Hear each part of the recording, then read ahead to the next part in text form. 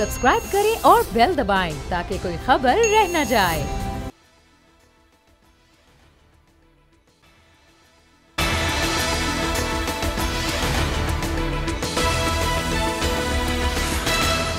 बिस्मिल्लाहिर्रहमानिर्रहीम, अस्सलाम वालेकुम। प्रोग्राम अब बात होगी में मैं हूं आपकी मेज़बान आमना खटाना। इस प्रोग्राम में मेरा साथ देंगे नज़ीर लगारी और आमिर ज़िया साहब, दोनों सीनियर तज्ज़ियाकार हैं और इस प्रोग्राम का हिस्सा हैं। तो जनाब, आज के प्रोग्राम में हम बात करेंगे, जैसे हम देख रहे हैं कि जी इलेक्शन कमीशन ने जो नई हल्का बंदियों की डेट भी दे दी है और उसके अलावा एक मुमकिना डेट दी गई है इलेक्शंस के हवाले से 28 जनवरी की। तो इसका मतलब ये हुआ कि 3 महीने का जो कहा जा रहा था कि जी जैसे निगरान हुकूमत का काम होता है कि 3 महीनों के अंदर इलेक्शंस करवाना और असम्बलियाँ टूटती हैं तो आइन के मुताबिक 3 महीने में आपने इलेक्शंस करवाने होते हैं। तो अब वो हमें मामला दिखाई नहीं दे रहे, वो तो काफ़ी हद तक वाजे हो चुके हैं। ऑब्वियसली जब नई हल्का बंदियों की तारीख सामने आ गई है जो कि 30 नवंबर है, ऑलमोस्ट दिसंबर ही बनता है वो, तो फिर ये मामला आगे ही जाएगा। और ये भी कहा जा रहा है कि मिड फेब तक भी ये मामला इलेक्शंस का जा सकता है। अब क्या सूरत हाल इससे पैदा होगी, इसी हवाले से बात करते हैं। नज़ीर लगारी गुफ्तगू का आगाज़ करूँगी। लगारी साहब, इलेक्शंस वाला तो जो सिलसिला था, जो मामला था, जो 3 महीने में होने थे वो डिले हो गए, और आप क्या समझते हैं इसमें किसकी ऐसी क्या वजह बनी, किसकी वजह से ये इलेक्शंस डिले हुए? बहरहाल ये तो सियासी जमातें ही इसकी ज़िम्मेदार हैं, कोई और नहीं है। PMLN ज़िम्मेदार है, पीपल्स पार्टी ज़िम्मेदार है, PTI ज़िम्मेदार है, सारी जमातें जो हैं वो इसकी ज़िम्मेदार हैं। जब हो चुके थे मरदमशुमारी जब हो चुकी थी तो उसके फ़ौरन बाद इंतखाबी हलकों का और इंतखाबी फहरिस्तों का काम शुरू कर दिया जाता, तो अब तक मुकम्मल हो चुका होता। जब नई हुकूमत आती तो इंतखाबात करा देती, तो इन्होंने तो इस मामले को टाले रखा। बिल्कुल। फिर उसके बाद ये मामला आखिरी दिन जब हुकूमत ख़त्म हो रही थी उससे एक आध दिन पहले जो है वो CCI में चले गए और CCI से ये कानून मंजूर ये अपना फैसला कर लिया कि जनाब ये जो है इंतखाबी फहरिस्तें और जो है वोटर लिस्टें जो हैं इंतखाबी फहरिस्तें और इंतखाबी हलकों की जो असर नौ तश्कील होगी वो काम होना बाकी है, क्योंकि ये भी आईनी मामला है। इसको भी आईनी मामला कहा जाता है, लेकिन ये तो डिले किया गया ना, आमदन डिले किया गया, जानबूझ के डिले किया गया और छोड़ा गया इस काम को। पिछली हुकूमत भी नहीं कर सकी, मरदमशुमारी करा के वो करती, वो नहीं कर सकी। इसके बाद इनकी हुकूमत आई, ये 1.5 साल बैठ रहे और बहुत से काम करते रहे और कहते हैं जी हम पाकिस्तान को बहरान से निकाल रहे हैं। इतने बड़े बहरान में डाल कर गए हैं वो, उसका तो कोई हिसाब ही नहीं देने को तैयार है। बिल्कुल। बात ही वो करने को तैयार नहीं है। वो कहते हैं हमने पाकिस्तान को डिफाल्ट से बचा लिया है। आपने पाकिस्तान को डिफाल्ट से बचाया, हमें नहीं मालूम है पाकिस्तान को डिफाल्ट से बचाया या नहीं बचाया। पाकिस्तान के हर शहरी को डिफाल्ट कर दिया। पाकिस्तान का कोई शहरी ऐसा नहीं है। ऊपर के 10,000 आदमी, 12,000 आदमी जो मुल्क चला रहे हैं, जो राज कर रहे हैं, जो डिप्टी कमिश्नर हैं, जो कमिश्नर हैं, जो वज़ीर हैं, सफ़ीर हैं, मुशीर हैं, सरकार के मुलाजिम हैं, सर्विसेज के हैं, जो भी हैं वो हैं, जो ऊपर के अफसर हैं 10-15 हज़ार, वो ऐश कर रहे होंगे। लेकिन पाकिस्तान का हर आदमी डिफ़ॉल्ट कर चुका है। सरकारी मुलाजिम, गैर सरकारी मुलाजिम, आम आदमी जो भी है वो डिफ़ॉल्ट कर चुका है। तो अब आप किस तरह से कहेंगे कि जनाब हमने कर लिया, लेकिन ये कि ये जमातें इनकी जिम्मेदार हैं इस सूरत हाल की, ठीक है, और उन्होंने ही ये सारी सूरत हाल पैदा की। आमिर ज़िया साहब, ये कहिएगा जिस तरह से नज़ीर लगारी साहब कह रहे हैं कि ये तमाम जमातें जिम्मेदार हैं, अब जिम्मेदारी पे मुस्लिम लीग नून और हम देख रहे हैं कि मुत्तहिदा कौमी मूवमेंट वो तो यही कह रहे हैं कि जी हल्का बंदियाँ होनी चाहिए, उसके बाद इलेक्शंस होने चाहिए।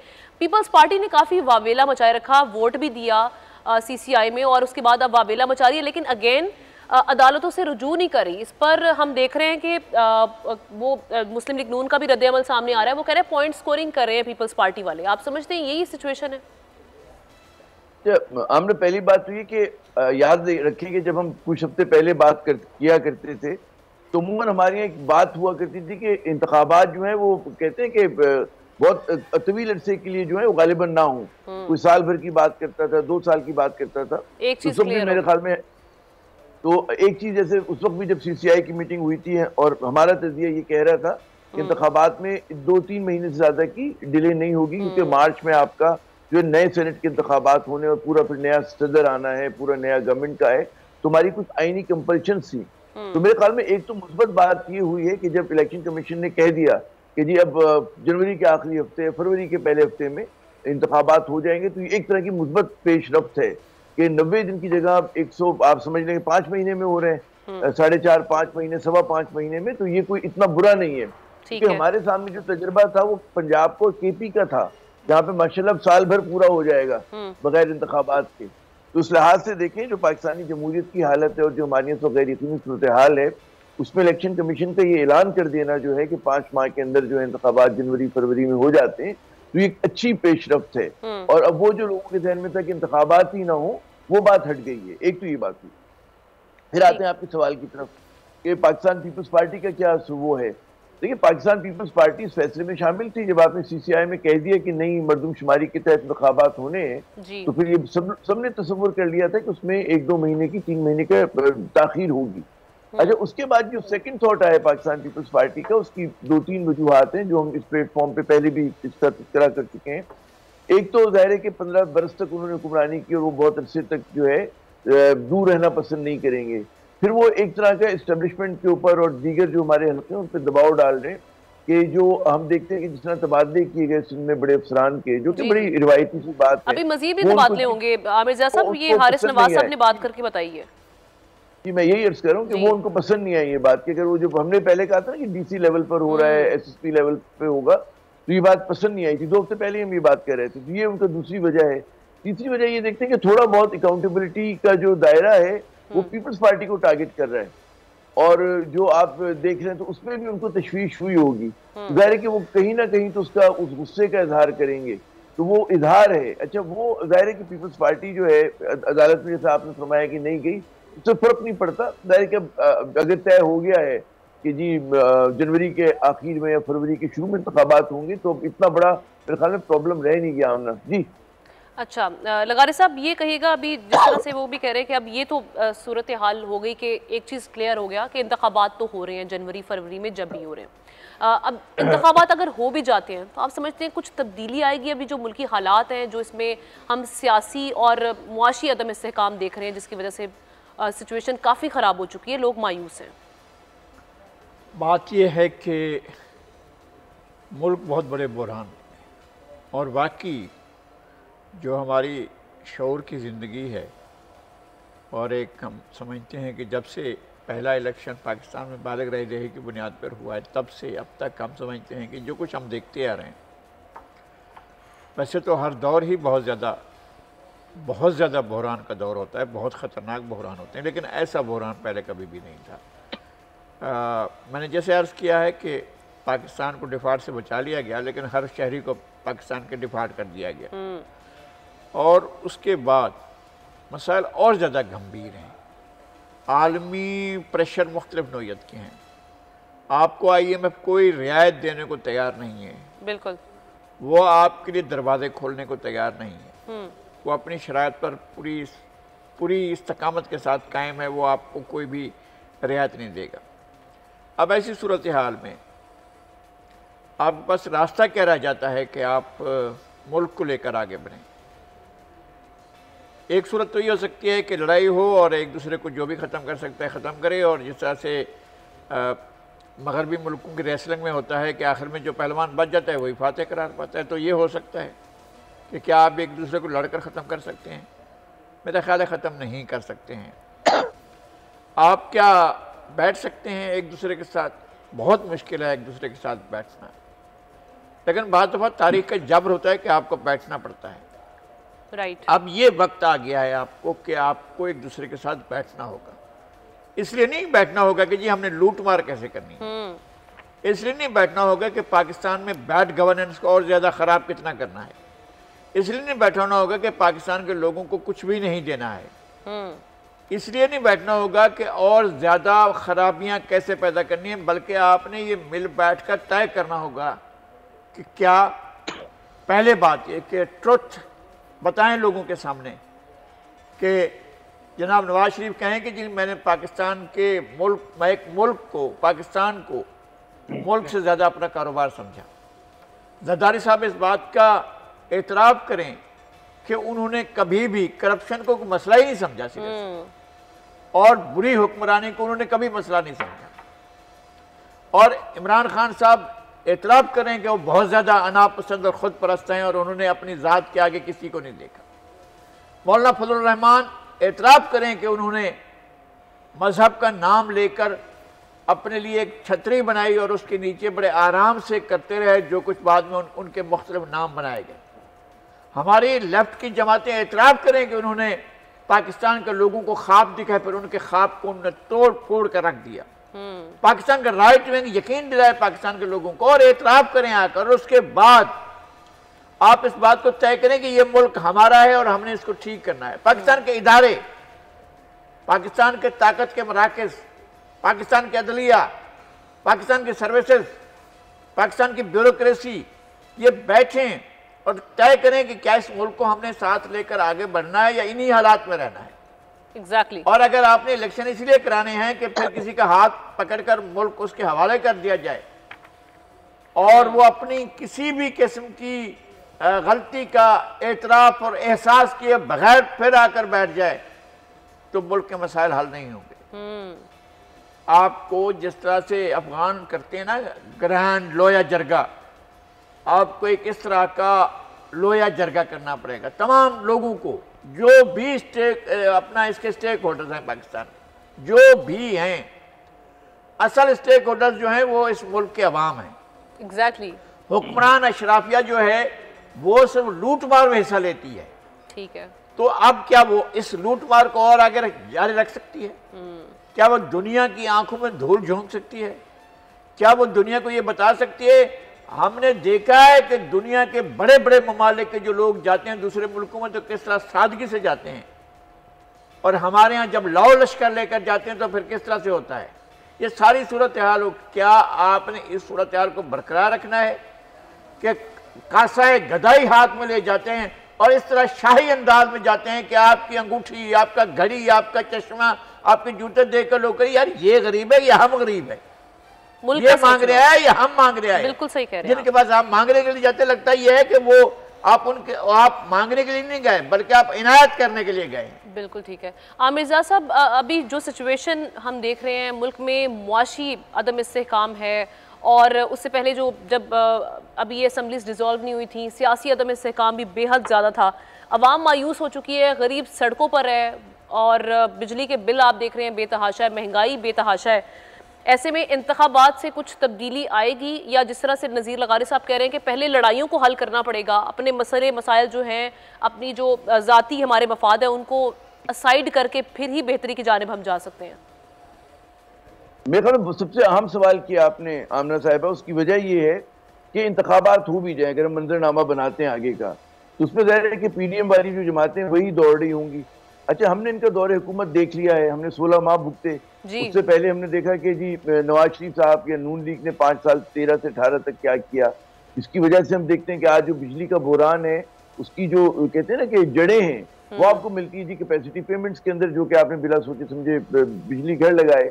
उससे पहले पाकिस्तान पीपल्स पार्टी के 5 साल थे। अच्छा, वो भी आप याद करें तो कोई इतने खुशाइन नहीं थे। अब सवाल ये होता है कि इंतखाबात हो भी जाएं और इन्हीं लोगों के पास के जो लोग पार्ट ऑफ द प्रॉब्लम रहे हैं हमारी 20th सेंचुरी में या अर्ली 21st सेंचुरी में, वो लोग आगे क्या हल करेंगे। हमने अभी तक हम बात करेंगे जी इंतखाबात होंगे, नवाज शरीफ साहब आ जाएंगे वापस और फलां साहब यूं हो जाएगा। कोई इनसे पूछे कि इनके पास रोड मैप क्या है। सर, आप उनका कॉन्फिडेंस तो देखिए। आज इसहाक डार साहब ने जो बयान दिए, उन्होंने कहा जी सियासत कुर्बान की है, मैंने मुल्क बचा लिए, 3-4 साल वापस आऊंगा और फिर आगे जब गवर्नमेंट करेंगे हम तो तमाम मसाइल हल हो जाएंगे। वो तो मलबा डाल रहे हैं पीटीआई पर। जी मैं यही अर्ज करूं कि हमारे यहाँ जो मलबा डालने की आदत है उससे कोई फर्क पड़ना नहीं है, क्योंकि हमने इनके जो वो है होशियारियां माशाल्लाह इसहाक डार साहब की, इसको हमने भुगती हैं। और वो मैं हर प्रोग्राम में जब मुझे मौका मिलता है, जब कोई सवाल करता है, मैं कहता हूँ कि इसहाक डार जो है इस मुल्क के नाकाम तरीन वजीर खजाना है। उनको अगर बार बार इसी तरह मौका दिया जाता रहा तो आपने पाकिस्तान का शर तो देख लिया है कि आज जो है हमारा ना रुपया काबू में है, ना इफरात ज़र हमारे यहाँ काबू में है, ना इफरात ज़र से मुराद महंगाई की है। उसी तरह आप देखें कि आपका करेंसी रेट जो है बहुत ज़्यादा अंडर प्रेशर है, आपके यहाँ सरमायाकारी रुकी हुई है, आपके यहाँ जो है लोग बिजनेस की ट्रांजैक्शन नहीं कर रहे, तो बहुत बड़ा मसले का शिकार है पाकिस्तान। तो सवाल ये पैदा होता है कि क्या पीएमएल नून के पास कोई विजन है, कोई माशी विजन है, कोई सियासी विजन है, कोई समाजी विजन है? क्या पीपल्स पार्टी के पास है ये तमाम चीजें? इन दोनों जमातों में जो बड़ी जमातें, इनके विजन में एक दूसरे से क्या फर्क है? क्या कोई फर्क है या बिल्कुल एक जैसी बातें? हम लोग फंसे हुए शख्सियतों में हम हर गैर जरूरी चीज पे वक्त ज़ाया करते हैं कि जी फला आएगा तो वो बचा लेगा, जो है फला सब जो है वो जिम्मेदार है, लेकिन हम ये बात नहीं करते कि हम करेंगे क्या, हम जो है क्या इक़दाम करेंगे। तो मुझे तो नहीं लगता कि अगर जब भी आप देखें कि पाकिस्तान में किस तरह की मायूसी है इस वक्त, और लोग जितने दिल बर्दाश्ता हैं, और लोग जितना कहते हैं ना कि इस मुल्क के मुस्तकबिल से मायूस हुए हैं खाकम बदहन, जो कि बहुत ही मनफी बात है। तो सबसे बड़ा मसला है कि कैसे लोगों का इत्मीनान बहाल किया जाए। बिल्कुल। और क्या वो ये सूरतें हैं, ये जो सूरतें हम पे इतने बरस से हम पे हुक्मरानी करती आ रही हैं, कि ये सूरतें जो है इनमें कैपेसिटी है, कैपेसिटी पेमेंट तो कर सकती हैं, लेकिन क्या इनमें कैपेसिटी है कि ये मुल्क के लोगों का इत्मीनान बहाल कर सकें, उसको मुश्किलात की गिरदाब से निकाल सकें। मुझे तो शुबा है, और आप अगर माइक लेके खड़ी हो जाएं कराची की किसी गली कूचे में, बिजनेस सर्कल में, वो सब के सब कोई हंसेगा, कोई इनके ऊपर मतलब तनकीद करेगा, कोई और ज्यादा कहते हैं सड़क की जुबान में बात करेगा।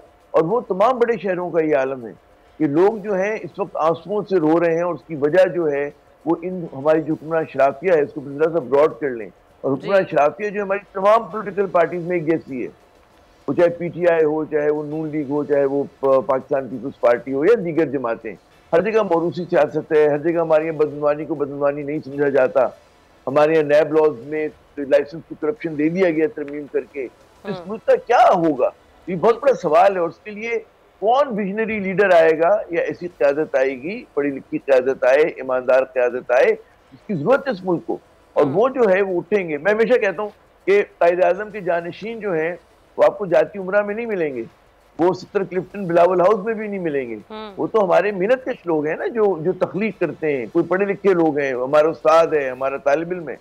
उनको आप लोग पनपने का मौका नहीं दे रहे, बल्कि आपने उनका गला घोटा हुआ है। आपने कहा जी हुक्मरानी का हक सिर्फ DNA की बुनियाद पर है, और DNA की बुनियाद पर अगर है तो फिर तो पाकिस्तान में जमहूरियत भी फ्रॉड है, बोगस जमहूरियत है, और आप इलेक्शन करा भी लें तब भी हमारे मसले इसी तरह के रहेंगे। और सबसे आखिरी बात कि रियासत उस वक्त अपने आप को मजबूत करती है जब वो अपने अंदरूनी तजादात को हल कर रही हो मुसलसल।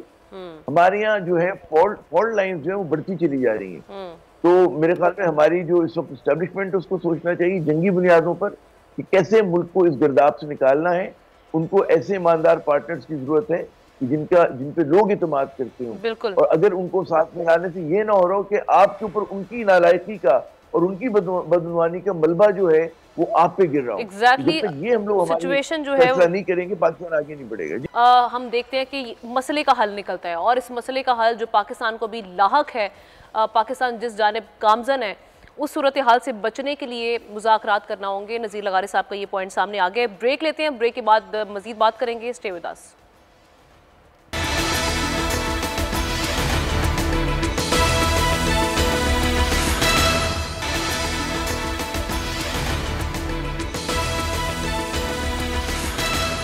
वेलकम बैक वंस अगेन नाजरीन। और जिस तरह से हम बात करें अभी जो सियासी मंजरनामा है उसमें यही सूरत हाल रह रही है कि मुख्तलिफ मुलाकातें हो रही हैं, जिनमें हमने देखा कि गवर्नर सिंध और नवाज़ शरीफ की भी मुलाकात हुई है। और गवर्नर सिंध ये कह रहे हैं जी नवाज़ शरीफ साहब जब आएंगे तो वो सबका एहतसाब करेंगे, एक ये बयान उनकी जानिब से सामने आया।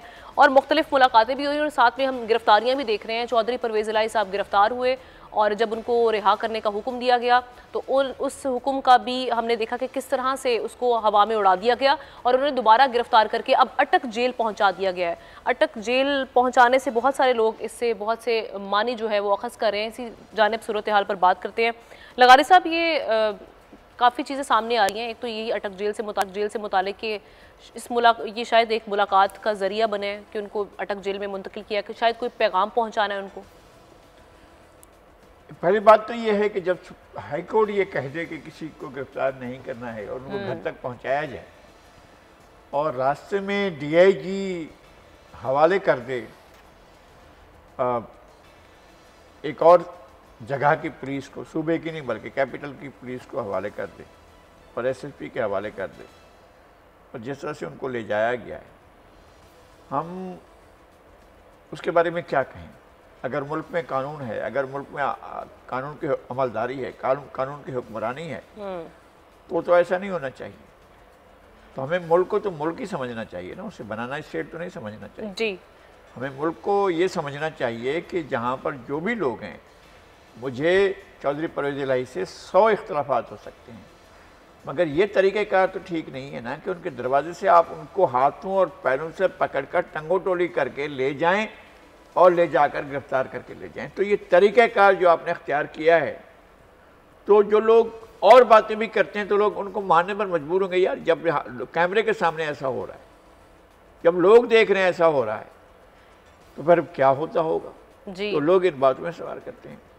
तो पहली बात तो यह है कि ये गिरफ्तारी नामुनासिब थी, ठीक नहीं थी और हमें कानून का एहतराम करना चाहिए था। और उसके बाद अटक जेल में ले जाने का मतलब, अगर ये सहूलतकारी है हुकूमत की तरफ से, इदारों की तरफ से, किसी भी तरफ से कि जनाब ये मिल बैठें और एक दूसरे के साथ बात करें, तो चौधरी परवेज़ इलाही तो मेरी इतला ये है कि वो तो सुलह करने के लिए तैयार थे। अच्छा, वो तो इस्टेब्लिशमेंट के साथ मिल बैठने के लिए, सुलह करने के लिए, माफ़ी तलाफ़ी के लिए और ये सारी चीज़ें जो हैं उसके लिए तैयार थे। तो फिर अभी तक वो पीटीआई में है? तो वो अभी तक पीटीआई में है। तो पीटीआई के पास ले जाने का मतलब यह है कि वो जिस तरह से खुद चाह रहे हैं इसी तरह से उनको भी राज़ी करें। सही। तो ये सूरत भी हो सकती है। मैं वैसे मफरूज़ा है, मफरूज़े की बात है, मैं इसको ज़्यादा वो नहीं, इसको हकीकत नहीं समझूंगा। ठीक है, वहाँ ले जाने का कुछ भी मतलब हो सकता है। अगर उन्हें रखना है तो अडियाला जेल में रखें। इस्लामाबाद की जुरिस्डिक्शन वहाँ अटक तो नहीं चली गई है, अटक तो बहरहाल पंजाब में है जी। अगर आप पंजाब के एक शहर से गिरफ्तार करके उनको पंजाब के एक शहर में रखना है तो इसका क्या मतलब है? आप क्या कहना चाहते हैं? और अडियाला भी उसकी परमिसेस में नहीं है ना।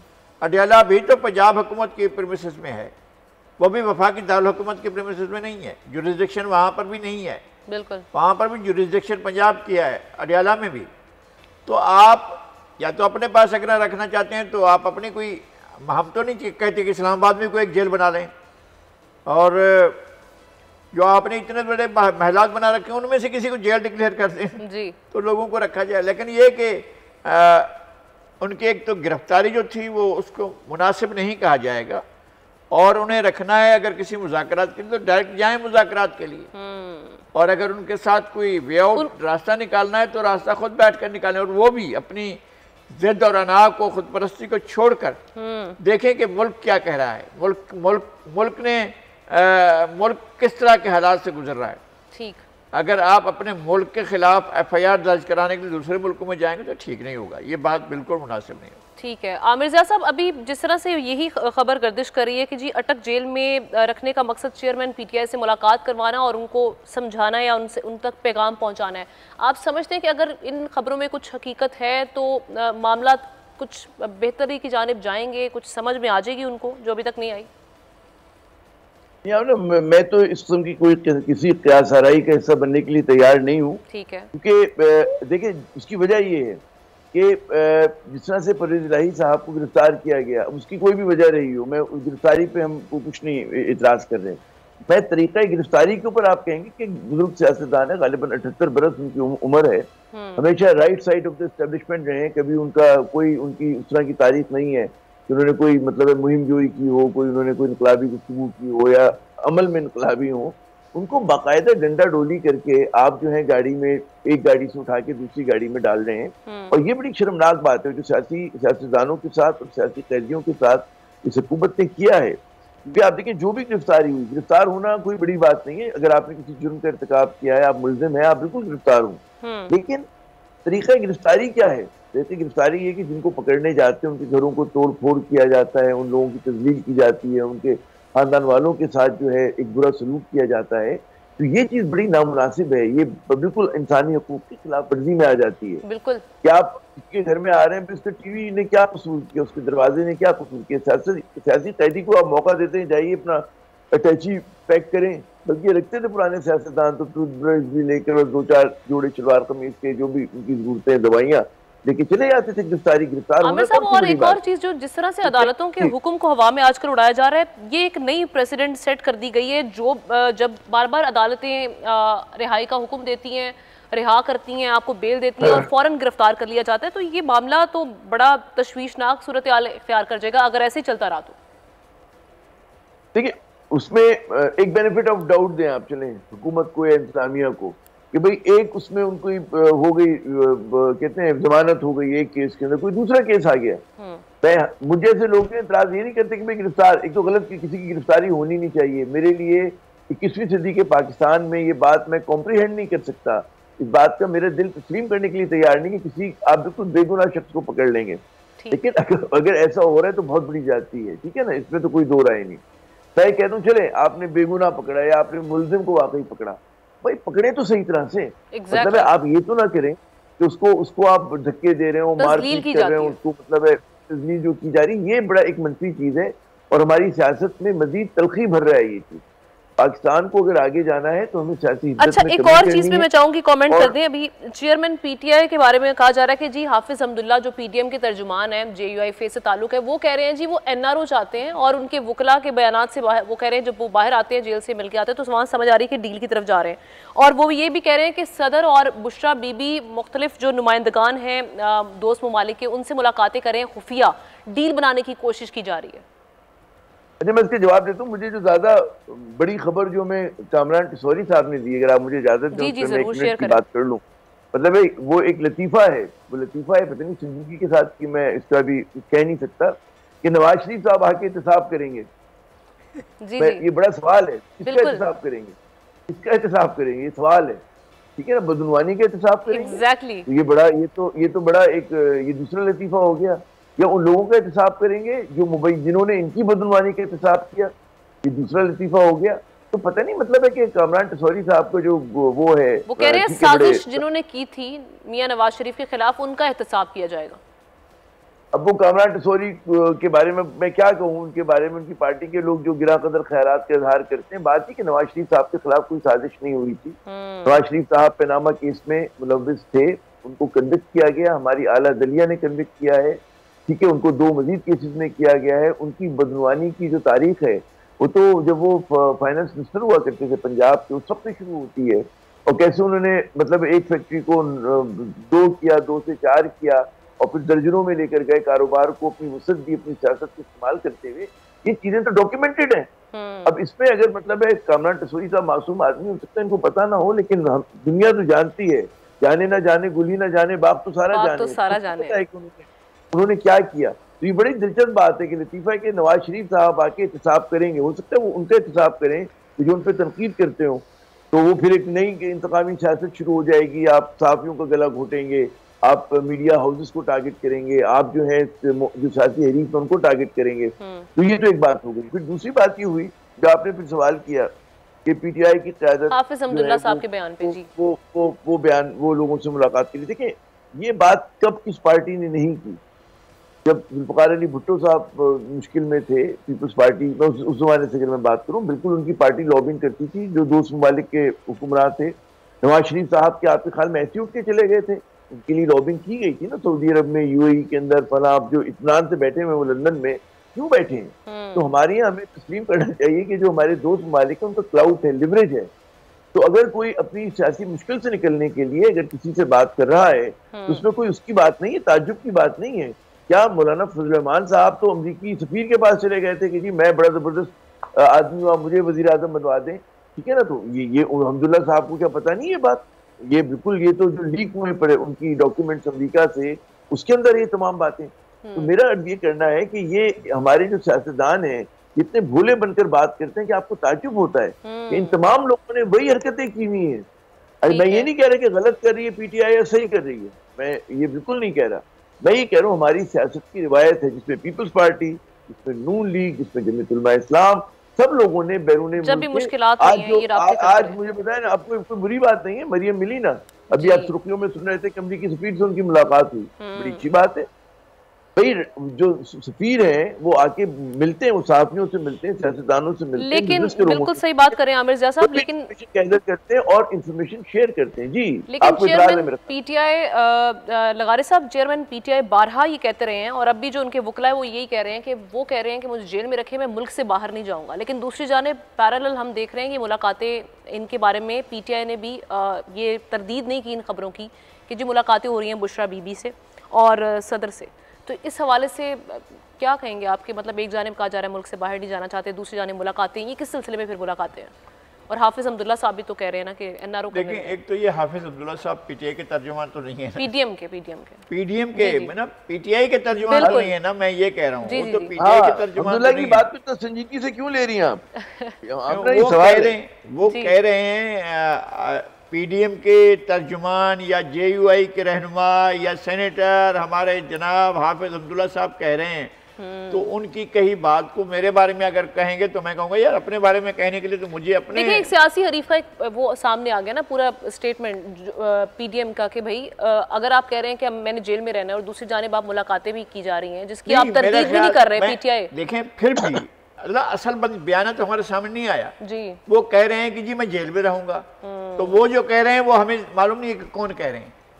वो उनसे मनसूब बात है जो भी कह रहा है। बाहर जाकर किसी भी आदमी ने कहा है कि जी वो तो कहते हैं मैं तो जेल में पड़ रहा हूँ, ठीक है मैं तो नहीं जाऊंगा बाहर, ये किसने कहा? ये उनके वकला की जानिब से, उनके वकला की जानिब से कहा गया है ना, उनकी जानिब से ये बात नहीं है। कभी वो आकर किसी के सामने कहेंगे जी मैं नहीं जा रहा हूँ तो वो भी मना जाएगा, लेकिन वैसे भी अमूमी ख्याल ये है कि वो मुल्क से बाहर नहीं जाएंगे, अमूमी ख्याल है। वो तकारीर में कह चुके हैं, मैं कह रहा हूँ कि ये अमूमी ख्याल यही है कि वो मुल्क से बाहर नहीं जाएंगे।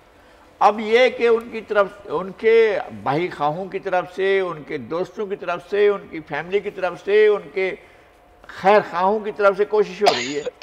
तो कोशिश ये हो रही है कि वो अगर लोगों को से मुलाकातें करें तो पहले ये है कि उनको कायल करें ना। ठीक है, बाहर जाने को वो तैयार नहीं है, ये जाकर साथ दूसरे लोगों को मनाते फिर रहे हैं मेहरबानी कीजिए आप इनको जरा बाहर भिजवा दीजिए। पहले उनसे तो बात करें भाई।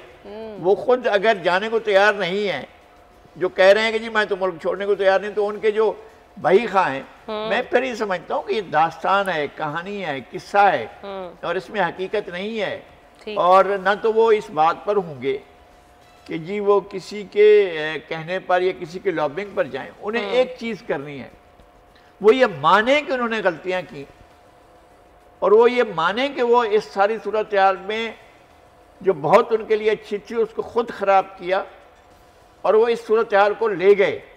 उनकी गवर्नेंस बहुत बुरी थी लेकिन उनके लिए हालात बुरे नहीं थे, हालात बुरे खुद पैदा किए उन्होंने और इस पॉपुलरिटी के शौक में किए उन्होंने कि बस मैं ही हूँ। मैं पहले भी कहता हूँ, अब भी कहता हूँ कि वो निजात दहिंदा वो नहीं है इस मुल्क के, वो एक फर्द हैं और अच्छी कोशिश कर सकते हैं, दूसरे भी अच्छी कोशिश कर सकते हैं, लेकिन अगर सबका इंटेंशन हो तो करेंगे ना। अगर अपनी ज़ात सामने आ जाएगी, अपना फर्द सामने आ जाएगा, शख्सियत सामने आ जाएगी और पाकिस्तान पीछे रह जाएगा तो आप आगे नहीं बढ़ सकेंगे। यही बात उनकी है। ठीक, नहीं ये नहीं कहना चाहिए था। मुझे बहुत सी बातें हैं जो मुझे कहनी है लेकिन मैं खुद एहतियात से बात कर रहा हूँ। उन्हें ये नहीं कहना चाहिए था अगर मुझे दोबारा पकड़ोगे तो फिर यही कुछ होगा, ये नहीं कहना चाहिए।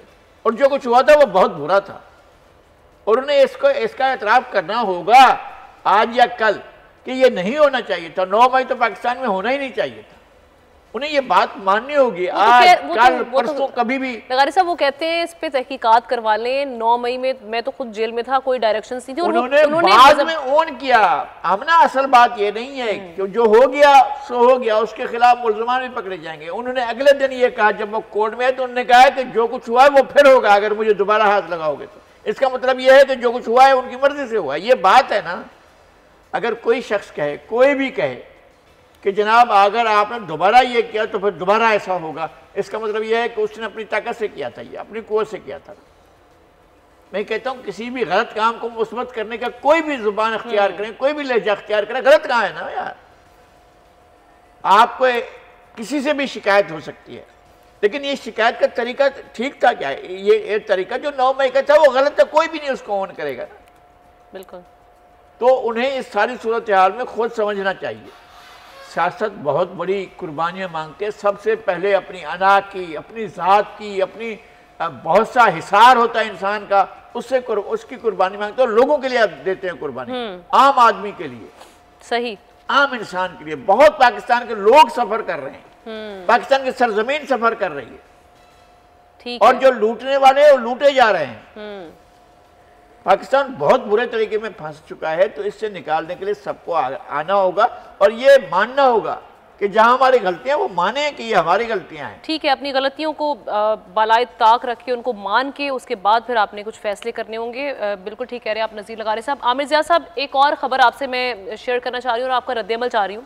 पीपल्स पार्टी जनाब पंजाब से इलेक्शन से कबल पंजाब पर अब फोकस करने का फैसला करी है। आप समझते हैं कि पीपल्स पार्टी इसमें कामयाब हो जाएगी पंजाब में अपनी जगह बनाने के लिए, क्योंकि जनूबी पंजाब में तो एक अच्छा रिजल्ट हमने देखा ज़िमनी इलेक्शंस में, लेकिन ये जो जनरल इलेक्शंस होने जा रहे हैं और ये 16 माह बीच में आ गए, उसके बाद आप समझते हैं कुछ बेहतरी आएगी पीपल्स पार्टी के लिए?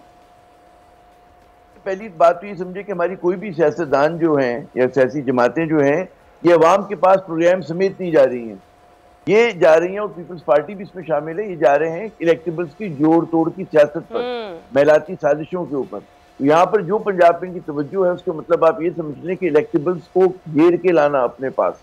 अब उसमें कितने कामयाब होते हैं, क्योंकि जैसे मैंने अर्ज किया कि जुल्फ़िकार अली भुट्टो की पार्टी नहीं है कि जो रोटी कपड़ा मकान का नारा लगा के उठी थी, नजरियाती पार्टी थी और उसने लोगों के कहते हैं ना दिलो दिमाग जीते थे, उनको ख्वाब दिखाए थे पाकिस्तान के हवाले से। हमेशा जो सियासी जमात का या क़यादत का काम होता है वो एक विजन देता है, ख्वाब देता है और फिर उन ख्वाबों की ताबीर पाने के लिए कहता है लोगों से कि आप जागते रहें और मेहनत करें, आपको अपनी सिमत बताता है। तो वो पीपल्स पार्टी मेरे ख्याल में अब उसमें वो आपको चीज़ नजर नहीं आती है। बेनज़ीर भुट्टो साहिबा के शुरू के कुछ अरसे में थी, तो वो भी फिर जाहिर है कि उन्होंने बाद में जो कुछ ग्रैंड किस्म के कॉम्प्रोमाइज़ किए थे, उसके बाद देखें कि उसके बाद से आप देखें कि निताज का सिलसिला शुरू हुआ और जब जरदारी साहब के पास आई चीजें और उसके बाद बिलावल साहब के पास आई, लोगों को बिलावल भुट्टो से बहुत उम्मीदें थी, लेकिन बिलावल भुट्टो साहब भी जो अपनी रिवायती सियासत के शिकंजे से निकल नहीं पा रहे हैं।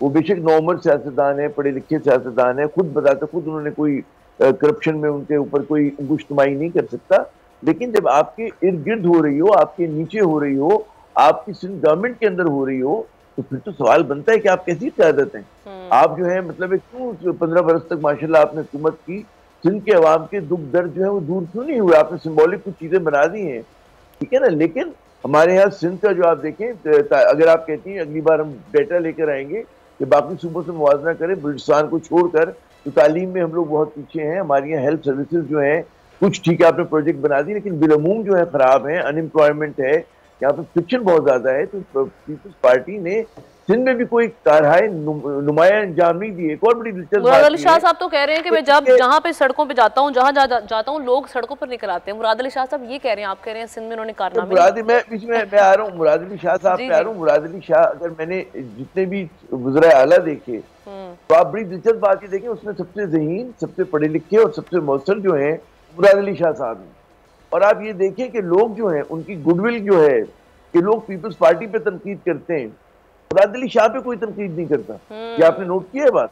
उनको कोई निशाना नहीं बनाता, ठीक है। और हालांकि भाई जिम्मेदारी तो उनकी जाती है, लेकिन लोग उन पर गुस्सा नहीं निकालते। ये उनका मैं समझता हूँ कि आर्ट है पब्लिक रिलेशन का, या जिस तरह से वो उठना बैठना है, वाकई पढ़े लिखे शब्द हैं, मैसेजिंग आती है। लेकिन यहाँ पर सिंध में बहुत सारे फैसले जो होते हैं वो बाकायदा से जरदारी साहब के ही होते हैं, और उसमें जो उनके वज़राए आला हैं और उनके जो दीगर लोग हैं वो बाज़ औक़ात मजबूर होते हैं, कॉम्प्रोमाइज़ करने पड़ते हैं। तो लेकिन अब पाकिस्तान की या सिंध की सियासत को निकलना चाहिए करप्शन के दलदल से।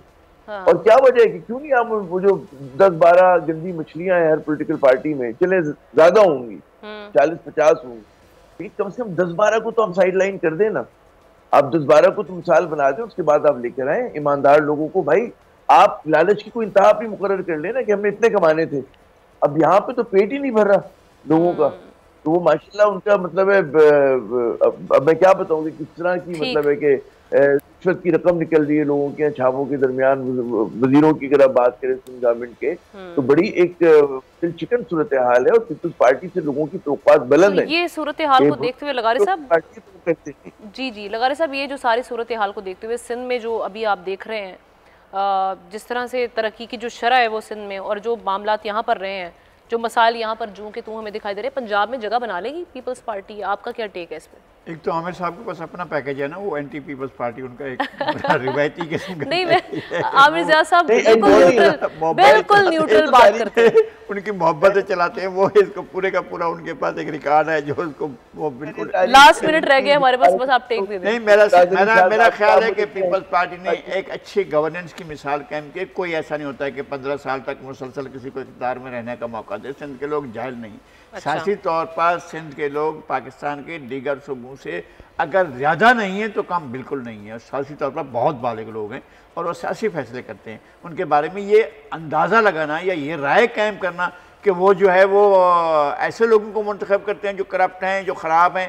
भाई वहाँ डिलीवर हुआ है, ग्राउंड पर डिलीवर हुआ है, लोगों को मिला है, लोगों को वो चीज़ें मिली हैं जो वो चाहते थे। जब सैलाब था तो सैलाब ने तबाही मचा दी थी, पूरा इंफ्रास्ट्रक्चर सिंध का तबाह हो गया था। सिंध इंडस के राइट बैंक पर भी और वेस्ट बैंक पर भी पानी 99 किलोमीटर दूर डेराला यार तक जा पहुंचा था, हर चीज़ तबाह हो गई थी। वहाँ से फिर निकाला, पूरे सिंध को बहाल किया, पूरे सिंध को रिहेबिलिटेट किया, सारा नेटवर्क दोबारा बनाया, सारी चीज़ें दोबारा बनाई है पाकिस्तान। यानी ऐसा नहीं है कि बिल्कुल फनाह कर दिया जी, तबाह कर दिया जी, फनाह कर दिया। ये मेरे ख्याल में हमें हम कराची में बैठे हैं ना, तो हमें एक मालूम होता है कि जनाब बाकी बुरा जो है वो तबाह हो रहा है, नहीं हम देखते नहीं है ना वहाँ जाकर। ठीक है जनाब, इसके साथ ही हमारे आज के प्रोग्राम हुआ चाहते हैं। इंशाल्लाह फिर अगले हफ्ते आपसे मुलाकात होगी, तब तक के लिए अल्लाह हाफिज़।